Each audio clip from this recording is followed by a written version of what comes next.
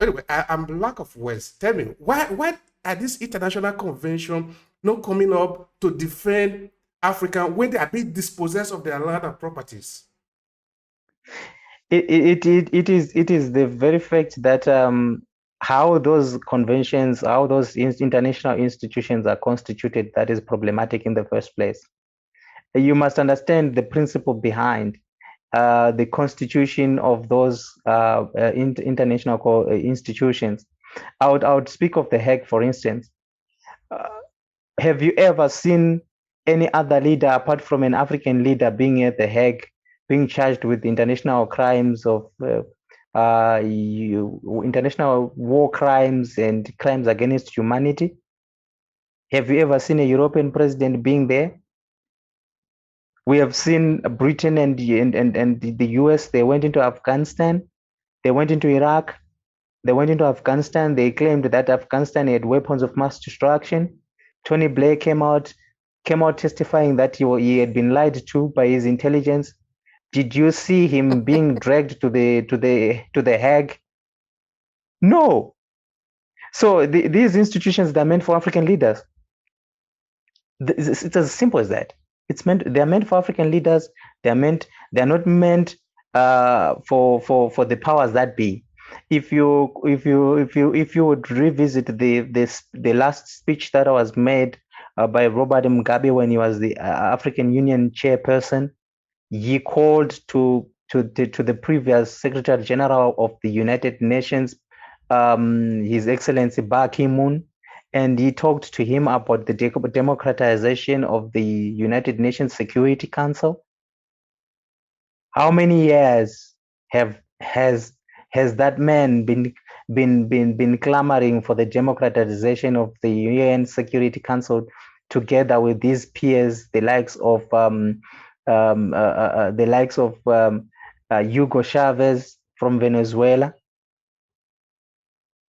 Lots and lots and lots and lots of times, many times, they've been clamoring for that, but it never happens. Why? Because the United Nations on its own, the UN Security Council on its own, has not been democratized to make sure that it also takes on board African countries. Why? Because African countries, if they are given that opportunity they are the majority and they have the resources, and if they are given that chance, they would veto certain decisions in the interest of their own people. Let's look at Gaddafi. What happened to him? Look at Gaddafi, the Libya before Gaddafi and Libya after Gaddafi. It's a failed state now. It's a very insecure place to be. It's very unsafe to be. It's chaotic. It's now a war zone. But when Gaddafi was there was peace in that country. Of course, he had his flaws as a leader, but he made sure that his people owed nothing to the IMF, owed nothing to the World Bank. His people benefited from the oil that was being mined in their own country. And look at it now. It's a failed state. It's a sad situation. To sum it up, when it comes to to issues that matter, the international bodies are mute, they are silent, they are quiet, but they only make noise when it's the reverse, when it's the African country that is trying to address colonial injustices, because they know what is at stake. If Zimbabwe becomes a successful program, a successful example, all African countries, they then say we are going to take up our land. What will happen to American and European civilization? It will come to an end, because if all African countries take their mineral resources, where will Anglo mine? Where will these big corporations mine? Where will these big companies mine? To name but a few.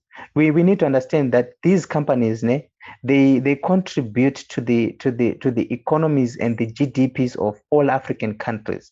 They are a necessity, they are needed. But it must be the country's policies to make sure that whenever these investors come in, they come in on a 50-50 basis. They also need to make sure that they benefit their own people from that investment. And All right, it now, brings okay, now I'm going to start thinking again, in that Let's look at it from the point of view of business, no? The Europeans, Yes. they are advanced in terms of technology, in terms of acquisition of data and education and all that. Will the European economy simply fail if they trade 50-50 with Africa? What is the danger to the United States, to Europe, if they were to trade 50-50 with Africa in terms of resources and not only natural resources, because this economy also depends on human resources from Africa. We never say it. The immigrants are just coming to Europe, and these are criminal. It's a lie. The European economy need these Africans that are coming from the Sahara. You may never hear them say that, but that is the reality. So the question really Yes. is, what do the European and the American economies start to lose if they were to do real business? By that I mean, I give you 50, you give me 50. We negotiate. You are not the one from Washington telling me how much I should sell my crude oil. I tell you, this is how much I want to sell it. You don't like it, go buy somewhere else. We are not even near there in Nigeria. If a system like that were to be in place, what do they stand to lose? They don't necessarily lose anything at the moment. They will still make profits, and they will still profiteer, and they will still be viable and be able to make as much money as they are making at the moment.